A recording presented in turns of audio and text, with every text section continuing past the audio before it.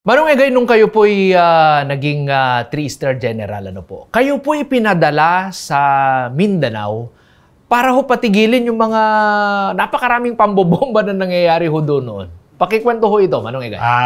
Noong nga, Deputy for Operation ako, number 3 sa PNP. Opo. Binigyan ako ng additional na trabaho bilang Task Force Mindanao. Yes, sir. Para tumulong sa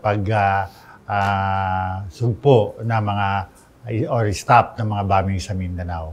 So, nag-stay ako doon ng 1 year, halos 1 year. And during that time, coordinations with the local government, coordinations with the armed forces. In short, sa mga aming mga ginawa na mga aksyon, ay na-stop naman namin yung bombings. Opo, sapagkat matindi talaga yung mga pambobomba noon. Kalat-kalat yung mga pambobomba na nangyayari sa Mindanao. Zamboanga, Davao, Jensan, Sidio, gano'n. So, kailangan talaga koordinasyon ng PNP, Armed Forces, Local Government, NBI, lahat-lahat yan. So, yung task force na yun, ako yung head. So, sa awa naman ng Diyos, na-solve naman namin, na-stop namin yung bombing.